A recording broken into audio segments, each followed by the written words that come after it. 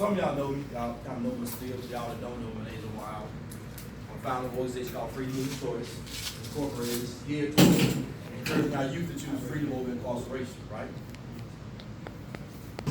Basically, you know, man, I swear, man, the last 2 years become so difficult for me, man, to come out and speak because my heart, my brothers and my young brothers, man, is becoming so tender because the conversation that we have to have, to me, sometimes is becoming such a norm. And the norm that I think we should have is, instead of being here talking about crime or gangs, we should be talking about education, colleges, football, careers, and stuff like that. But because of our choices, man, it's putting us in some real difficult situations, man. So when I come out here, man, I talk to y'all, brother. I talk to y'all from my heart, man. I talk to y'all from my passion. I talk to y'all from someone who's been down that road, someone who at a point in my life didn't want to be around police officers, didn't care about police officers. One of my charges as a juvenile was terroristic threat, trying to fight a police officer. To a place in my life now where some of these guys I call friends. Because I can call them up, we can talk about life with them, we talk nothing about doing this, we can talk about life. Working with the U.S. Attorney's Office. This place that I never thought I'd be at, man. But only why I'm able to even do this is because I had to change my life. Like for y'all that don't know me, I did 15 years in prison. And I was locked up for murder, felony murder, 3 counts on robbery, 3 counts of false imprisonment, 3 counts of aggravated assault, burglary, carrying a concealed weapon. I read that book. Read that book? Yeah. My murder charge got dropped to a manslaughter. So technically what I'm trying to tell you, I shouldn't even be here to talk to y'all. I probably still should be doing time. So for me to come out here, man, and I come out here, man, with so much sincerity, man, because I want y'all young brothers to get it, man. I want y'all young brothers to think about your life and the choices that you make. Somebody asked me yesterday on the panel, what was the hardest thing for you to do when you went, man, when I had to sit up there in front of that judge on that panel, look back at my mom and my son, and write my name to 18 years in prison. And the very person I disrespected was sitting in that pew, was the only person that stood by me for 15 years while I was in prison. You know how hard it is to sit up there and write that? You know how hard it is taking a murder charge for somebody else and not nail one of them guys or girls was sitting in that pew with me? So when I come out here, man, I come out here, man, with everything I got, man, because I want y'all young brothers to get it, man. And not only just doing 15 years in prison, I've been out 11 years, man. Y'all can't even understand as an adult how hard it is trying to make it out here. Trying to find a decent job. Trying to find a place to live. I had to move back with my mom almost 7 years because I'm a convicted felon. I couldn't get a place to live. Y'all don't know what that is. Right now, because most of y'all can go back to your mom, dad, aunt, uncle, grandmamas. What about when you're a grown man and you got to start taking care of responsibility?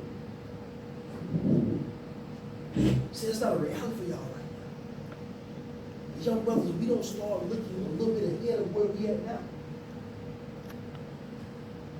Some of y'all young brothers going to find yourself in a place that you don't want to be in.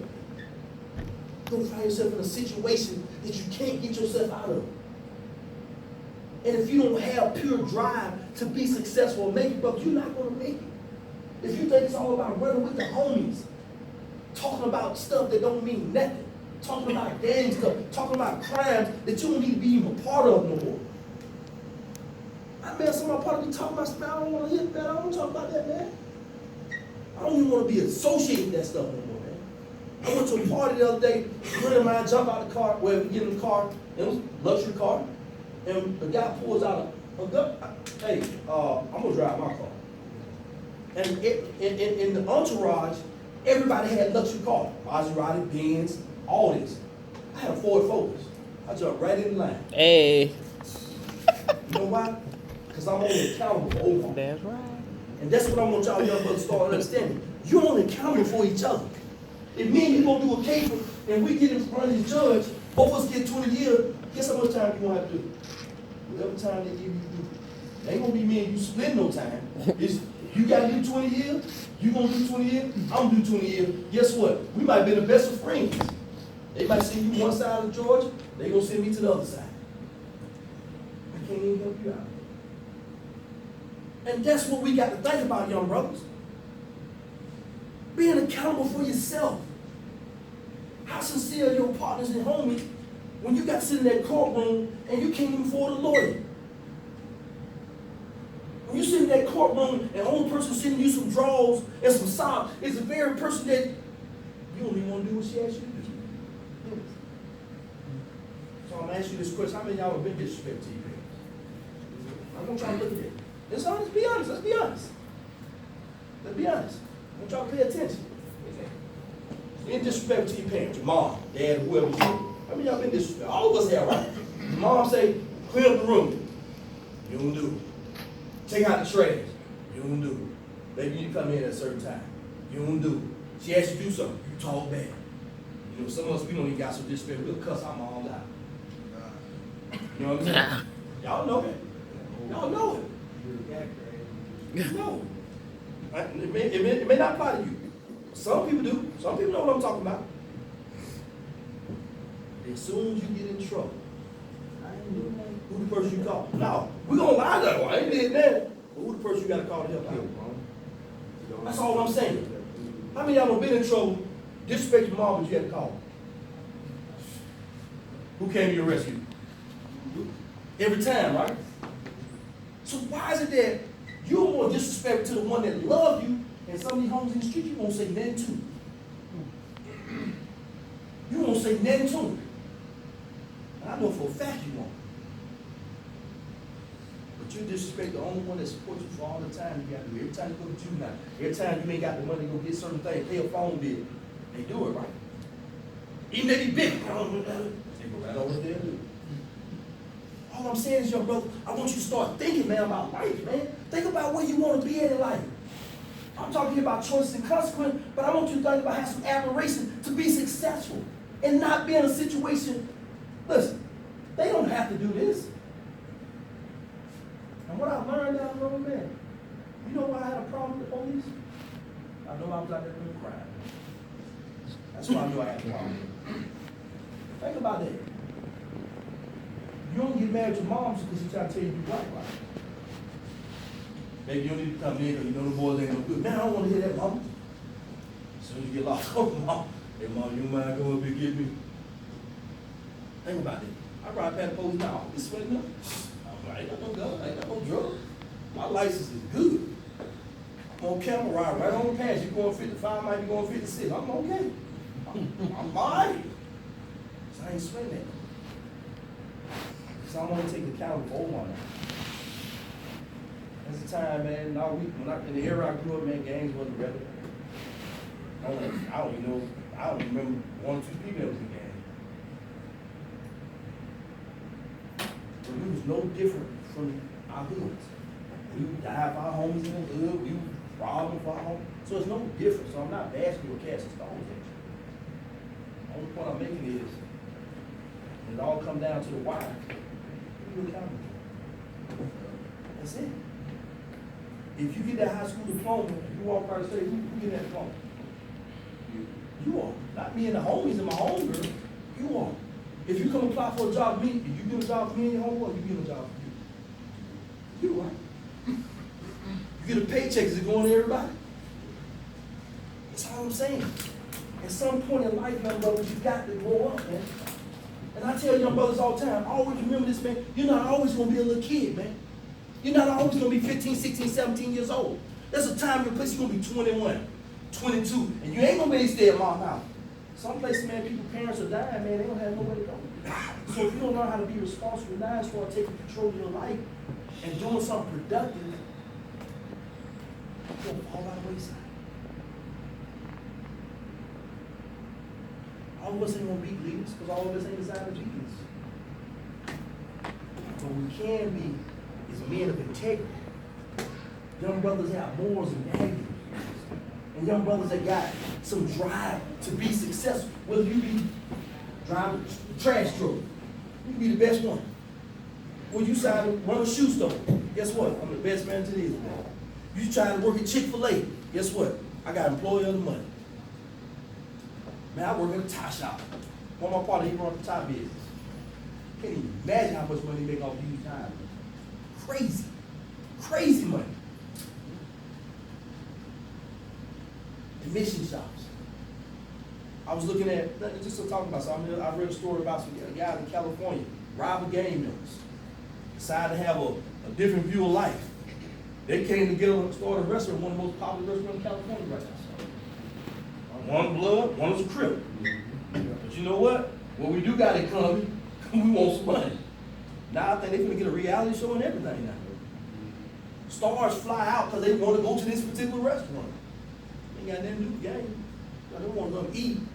And they like good service. These guys are running a great program.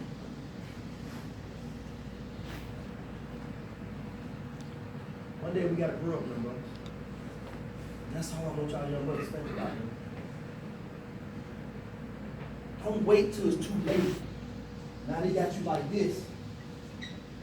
And you in the courtroom. Yeah, you mad. You probably have every right to be mad. But what's sad to me is when I'm down at the cab, well, they don't see me at the cab. When I'm down at Burrs, when I go there every other Thursday, and it's 25 kids in my group, 40% of them won't be home for 30 years. It's a reality, folks. I'll be in my 70s before some of them even consider life sentence, murder charges, though. Mandatory 30 years before you even consider for parole. Am I lying? Before you even consider. So even you just being a part, I know how Georgia law is, being a part. That's what I want you to understand. I see young brothers down there, man, I go down there, you know the hardest thing for me is when I have to leave out there every time, and I can't even take my young brother with me, I can't even take them home. Difference is, y'all get to go home. Y'all get to go be with your family and the ones that love you, care for you. Yeah, you can pick up the phone, go hang with your homie. Y'all gonna go to the mall, pool, Six Flags, whatever, concert, enjoy yourself. I can go back home. Guess what? They don't. Some of them brother parents gonna die while they're there. Sisters and brothers gonna die. Homies gonna die. Guess what they gonna? They pay 9 times 10 they won't even go to the film. It's a reality, man. I want y'all to think about it. Some of them got mandatory teens. Some of them got mandatory twins. And they don't know how old you is right now. Imagine. So think about your life, folks. I wrote a book, man, because I wanted to highlight my life, man, the things that I went through as a young man. Coming up from poverty, poor environment. Going through some of the obstacles I went through. You got to a point in my life where I wasn't no crazy wild kid, but once I started embracing the street, I started being this wild kid that didn't care. And so the end result was I did 15 years on the armed robbery I did and the murder I didn't do. So I lost 15 years of my life, 15 years of my son's life, 15 years of my mom's life, 15 years where I could have been successful, probably 43 now, probably could have been retired maybe, I don't know. I got some homeboys that's retired out of the military, they're doing good. Took 2 years off work. Establishing a career for myself, man. Appreciating life. No, I want to be hard, man. I want to be this dude, man, that I know my mother and my grandmother did raise. That's why I want y'all to know brothers think. You want to have an attitude of life? Have an attitude with your own life. Use that as motivation to step up the game, get yourself in place, do something with your life, so you ain't got to never worry about being on the wrong side no more. You don't have to talk to them or be friendly. I ain't got to be on the wrong side.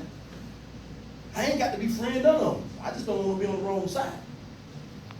I tell guys all the time, you know why I don't want to go back to prison? One thing, I don't like being around a bunch of men. I don't want to be around a bunch of men.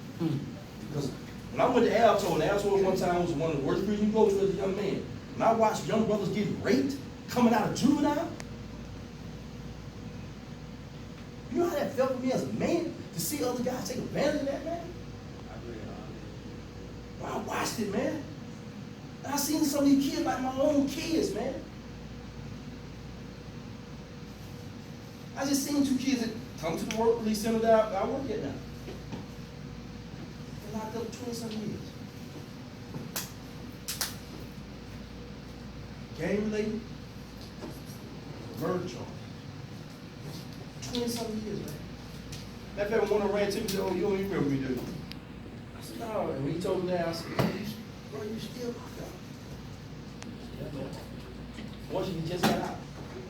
23 years. I'm on the partners. He was blood coming out of St. Louis.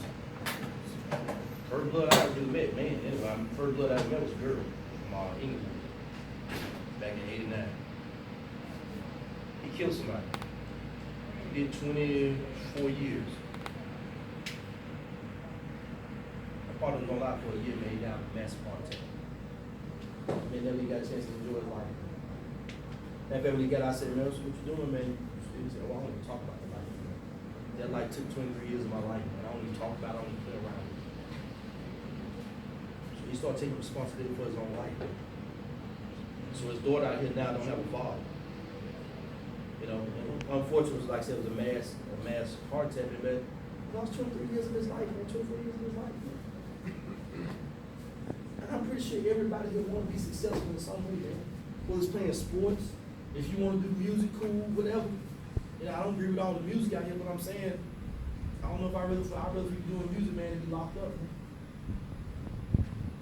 I'd rather be trying to try for sports, go to college, go to trade school, man, than be locked up, man, and can't do that with your life, man. In prison, 10 times worse than when I was in there. It's gladiator school down there now.